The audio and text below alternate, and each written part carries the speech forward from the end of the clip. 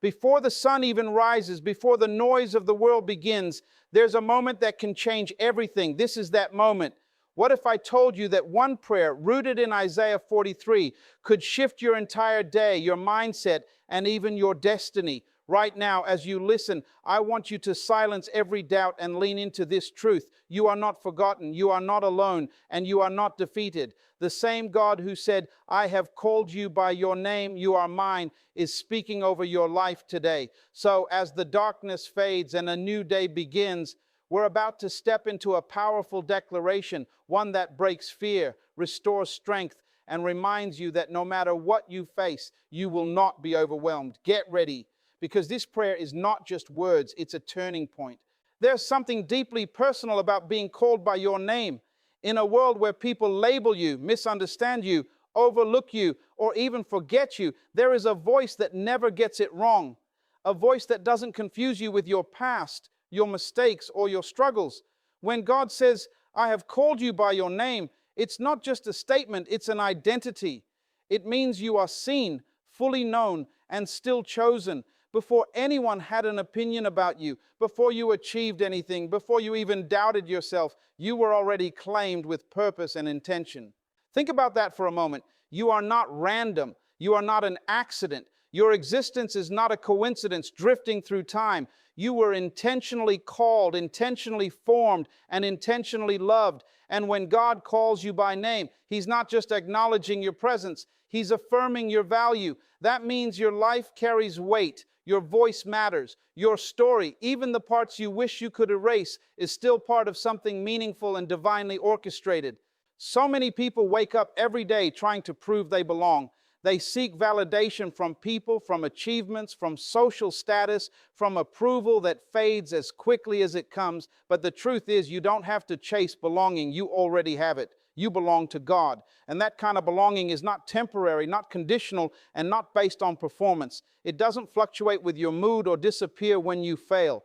It is steady, unshakable, and deeply rooted in who He says you are. When you truly understand that you belong to God, it changes how you walk through life. Fear starts to lose its grip because you realize you're not navigating life alone. Insecurity begins to fade because your worth is no longer tied to people's opinions. Even rejection doesn't hit the same way anymore because you know that being chosen by God outweighs being accepted by the world. There's a quiet confidence that begins to grow inside you, not arrogance, but a grounded assurance that you are held, guided, and protected. And let's be honest, there are moments when you don't feel chosen. There are days when life feels heavy, when prayers feel unanswered, when doubt creeps in and whispers that maybe you're forgotten, but feelings don't cancel truth. Even in your lowest moments, even when you feel lost or uncertain, the reality remains the same. You are still called, still known, and still His. God doesn't change His mind about you based on your circumstances. His calling is not fragile, it's faithful. Being called by name also means there is purpose attached to your life. You weren't just called to exist, you were called to live with intention. There are things inside you, gifts, ideas, passions, that are not there by accident. They are clues pointing toward what you were created to do. And when you begin to align your life with that calling, things start to shift. You begin to move with clarity instead of confusion. You start making decisions from a place of identity, not desperation. But here's the key. You have to receive it. You have to choose to believe that you belong, even when it's hard, because the world will constantly try to redefine you. It will tell you you're not enough, not qualified, not ready. It will try to drown out that quiet, powerful truth that God has already spoken over you. And if you're not careful, you'll start believing the noise instead of the truth. That's why moments like this before the day begins are so powerful. It's a chance to reset your mind and anchor yourself in what's real. Before the emails, the conversations, the pressures, and the expectations, you remind yourself, I am called by name, I belong to God. And that truth becomes your foundation. It becomes the lens through which you see everything else. So today, as you step into whatever lies ahead, carry this with you. You are not walking into the unknown as someone who is lost. You are walking as someone who is known. You are not trying to earn your place. You are standing in a place that has already been given to you. And no matter what comes your way, that identity cannot be taken from you. Because when God calls you by name, it's permanent, it's powerful, and it's personal. Fear has a way of creeping in quietly. It doesn't always announce itself loudly. Sometimes it shows up as hesitation, overthinking, or that tight feeling in your chest when you're about to step into something new. It whispers questions like, what if you fail? What if you're not ready? What if this doesn't work out? And before you know it, those whispers start to feel like truth. But here's the reality. Fear is not your authority. It's a voice, but it doesn't get to decide your direction. When God says, do not fear, it's not a suggestion. It's an invitation into a different way of living. A life where fear no longer controls your choices, your mindset, or your future. That doesn't mean fear will never show up. It means it doesn't get to stay in charge. There's a difference. Courage isn't the absence of fear. It's the decision to move forward despite it. And that decision begins with understanding that you are not facing life on your own. Fear often grows in the space where you feel alone. When you think everything depends on you, your strength, your ability, your control, that's when fear tightens its grip. But the moment you realize that God is with you, that He is guiding you, strengthening you, and walking beside you, something begins to shift. The weight you've been carrying doesn't feel as heavy. The unknown doesn't feel as intimidating. You start to see that you're supported in ways you didn't fully recognize before. Think about the times fear has held you back, the opportunities you hesitated to take, the words you didn't say, the steps you delayed because you weren't sure how things would turn out. Fear has a way of keeping you stuck in what if, trapping you in a cycle of doubt and inaction. But your life was never meant to be lived in that space. You were created to move, to grow, to step into purpose, not to shrink back every time uncertainty appears. Walking in confidence doesn't mean you have everything figured out. It means you trust the one who does. It means you take the step even when you don't see the full path. It means you stop waiting for perfect conditions and start moving with faith in the middle of imperfect ones. Confidence in this sense is not rooted in your own perfection. It's rooted in God's presence. There's also something important to understand about fear. It often exaggerates the worst-case scenario while ignoring the possibility of something good. It magnifies risk and minimizes potential. It tells you everything that could go wrong, but never shows you what could go right. And if you keep listening to that voice, you'll end up living a smaller life than the one you were meant for. Breaking fear starts with changing what you agree with. Every time fear speaks, you have a choice. You can either accept it as truth or challenge it with something greater. When fear says, you can't do this, you remind yourself, I am not alone. When fear says, you're not ready, you answer, I am growing and I am being guided. It's not about denying reality. It's about refusing to let fear define it. And yes, there will be moments when fear feels strong, moments when your heart races, when your mind spins, when everything in you wants to retreat. In those moments, confidence is not about feeling brave. It's about choosing to stand anyway. It's about taking one small step forward, even if your voice shakes, even if your hands tremble, because every step you take weakens fear's hold and strengthens your faith.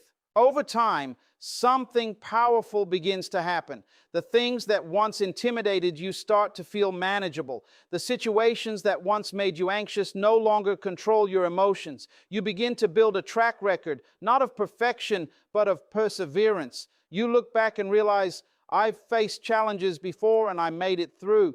And that memory becomes fuel for your confidence moving forward. Confidence also changes how you carry yourself in everyday life. You speak differently, you decide differently, you stop second-guessing every move and start trusting the direction you're being led in. It's not loud or boastful, it's steady, it's quiet strength, the kind that doesn't need validation because it's anchored in something deeper. So as you move through your day, remember this: fear may show up, but it doesn't get the final say. You are not defined by your doubts, and you are not limited by your uncertainty. You have been given strength, guidance, and the ability to move forward, even when the path isn't clear. Today, choose confidence, not because everything is certain, but because you know you're not walking alone. Let that truth ground you, steady you, and push you forward. Because the moment you stop letting fear lead, you start stepping into the life you were always meant to live. There's a powerful promise in knowing that no matter what you face, you are not unprotected. Life doesn't come without challenges. There are moments that feel overwhelming, seasons that test your strength, and situations that seem bigger than you. But the truth is, you were never meant to face any of it alone. God's protection isn't about avoiding every storm. It's about being covered, guided, and sustained through every single one. Sometimes we expect protection to look like a life with no problems. We think if God is with us, then nothing difficult should happen. But that's not how it works. The promise was never that you wouldn't go through fire or deep waters. It was that those things wouldn't consume you. That even in the middle of chaos, there would be a presence holding you steady. And if you look back over your life, you'll realize there were moments you shouldn't have made it through, but somehow you did. That wasn't luck, that was protection. Protection shows up in ways we don't always recognize at first. It's in the delays that frustrate you but end up saving you from something you couldn't see. It's in the doors that close, even when you were sure they were meant for you. It's in the people who walked away, even though you wanted them to stay. In the moment, it feels like loss or rejection, but later you begin to understand. It was covering. It was God redirecting you, shielding you, keeping you from paths that weren't meant for your purpose. There are also times when protection looks like strength, when you're in the middle of a situation that you can't escape, and instead of being removed from it, you're given the ability to endure it. That kind of protection doesn't take you out of the fire. It builds something inside you that the fire can't destroy. It grows resilience, faith, and a deeper awareness that you are being carried, even when it doesn't feel like it. And let's be real, there are moments when you question it, when life gets heavy, when things don't make sense, when the pressure feels too much. It's easy to wonder, where is the protection now? But protection doesn't always mean comfort. Sometimes it means you're being strengthened in a way that requires pressure. Just like gold is refined in fire, there are parts of you that are being shaped, purified, and prepared for something greater. The key is trust. Trusting that even when you don't understand what's happening, you are still covered. That even when things feel uncertain, you are not exposed or abandoned. God's protection isn't fragile. It doesn't disappear when life gets hard. It remains constant, steady, and intentional. You may not always see it in the moment, but it's there, working in ways beyond what you can immediately recognize. When you truly embrace this, something shifts inside you. You stop living in constant fear of what might go wrong. You stop trying to control every outcome. Instead, you begin to move with a sense of peace, knowing that whatever comes your way, you won't face it alone. That doesn't mean you become careless. It means you become confident. You make decisions, take steps, and pursue your purpose without being paralyzed by the unknown. There's also a level of peace that comes from knowing that what is meant for you cannot be taken from you, and what is not meant for you cannot harm you in the way you fear. That doesn't mean life won't challenge you. It means those challenges won't have the final say. They won't define your ending, because you are being guided through it all with intention and care. Think about the storms you've already survived, the situations that once felt impossible, the days you thought you wouldn't get through, and yet here you are, still standing, still moving, still breathing. That is evidence of protection, not just in the big dramatic moments, but in the quiet everyday ways you've been sustained. So as you step into today, carry this truth with you. You are protected, not from experiencing life, but from being destroyed by it. Whatever you face, whether it's pressure, uncertainty, or challenge, you are not defenseless. There is a covering over your life that goes beyond what you can see. And because of that, you can move forward with strength. You can face the day with courage. You can walk through difficult moments with the confidence that you will come out on the other side. Not because you're relying on your own power, but because you are held by something greater. No matter what comes, you are covered, and that changes everything. One of the hardest things to let go of is the past. Not just the memories, but the weight attached to them, the regrets, the mistakes, the missed opportunities, the things you wish you could go back and change. It has a way of following you into the present, quietly influencing how you see yourself and what you believe you deserve. But here's the truth. Your past may be part of your story, but it is not your identity. It does not get to define who you are becoming. When God speaks about doing a new thing, it's not just about changing your circumstances. It's about renewing your perspective. It's about breaking the hold that yesterday has on your today. Too many people are stuck trying to move forward while constantly looking backward.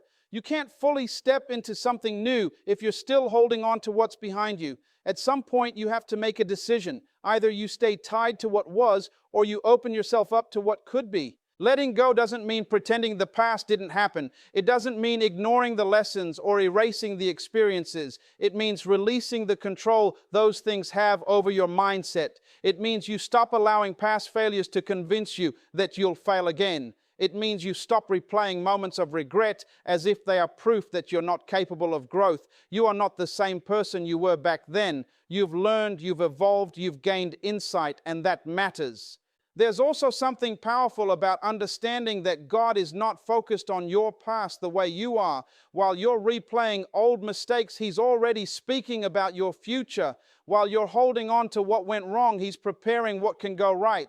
That's the shift. You stop aligning your thoughts with your history and start aligning them with His promise. And that promise is clear. Something new is already in motion. But here's the challenge. New beginnings often don't feel dramatic at first. They don't always come with a big announcement or an instant transformation. Sometimes they start quietly. A new mindset, a small decision, a shift in how you respond to situations that used to trigger you. It might not look like much on the surface, but those small changes are the foundation of something bigger.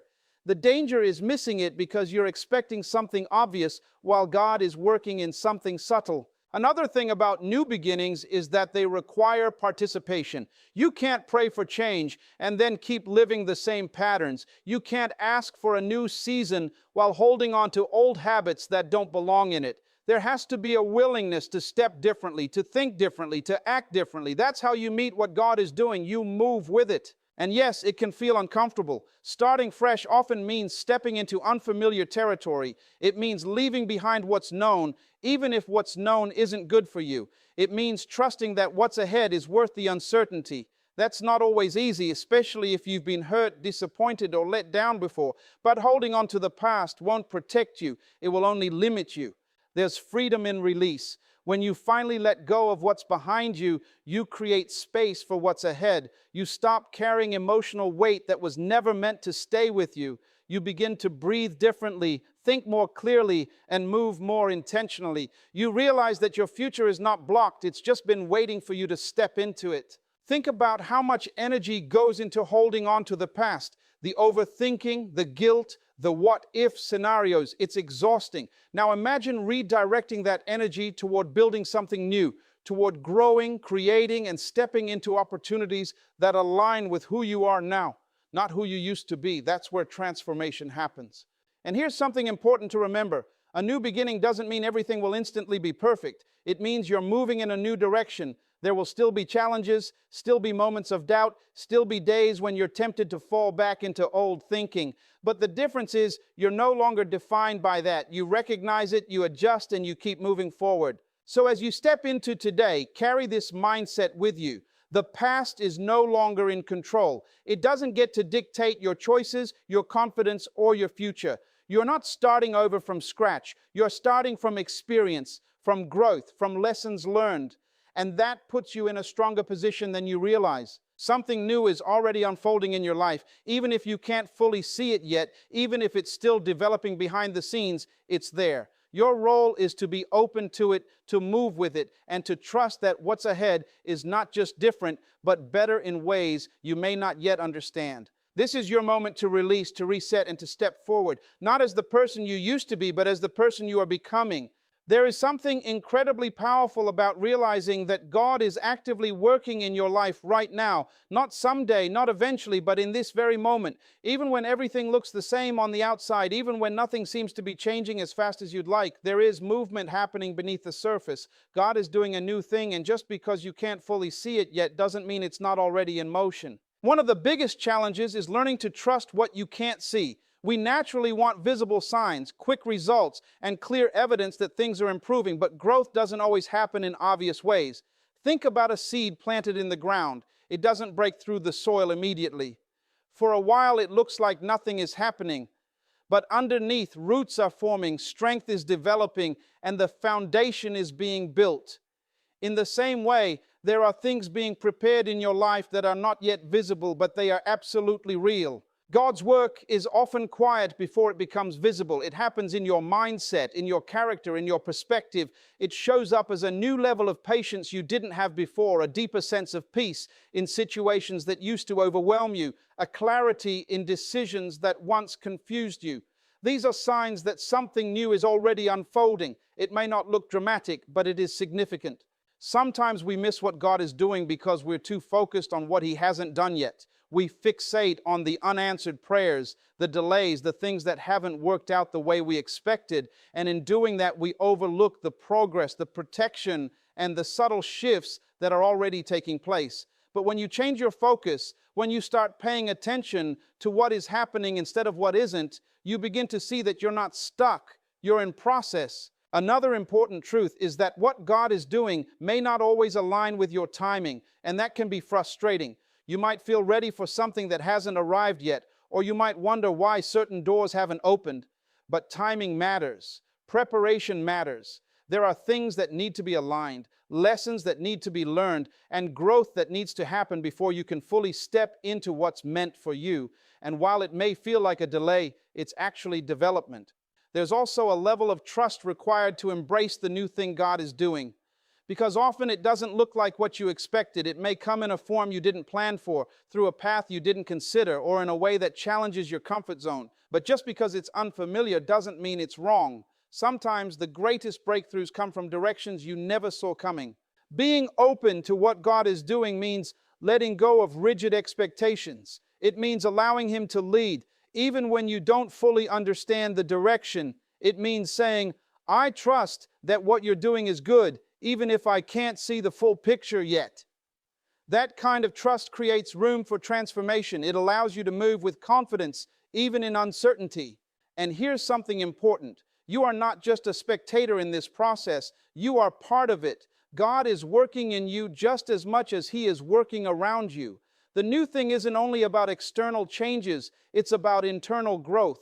It's about becoming stronger, wiser, more grounded, and more aligned with your purpose. Because when the opportunity comes, when the door opens, when the shift becomes visible, you'll be ready to handle it. There will be moments when you feel like nothing is changing, days when everything feels slow, when progress feels invisible, when you question whether anything is actually happening. In those moments, it's important to remind yourself, just because it's not visible doesn't mean it's not real. Progress is not always loud. Sometimes it's quiet, steady, and happening in ways you can't immediately measure. Think about how far you've already come, the ways you've grown, the things you've overcome, the mindset shifts you've experienced. None of that happened overnight. It was a process. And the same is true for what's happening now. You are in the middle of something that is still unfolding. So as you move through today, hold on to this truth. God is doing a new thing in your life. Even now, even here, you don't have to force it, rush it, or figure it all out. Your role is to stay open, stay aware, and stay willing to move when the time comes. Trust the process, trust the timing, trust the quiet work that is happening beneath the surface. Because when it finally becomes visible, when everything begins to come together, you'll realize that nothing was wasted. Every moment, every delay, every step was part of something greater being built. And the best part, this new thing isn't random, it's intentional. It's designed with purpose, shaped with care, and aligned with a future that is greater than what you've left behind.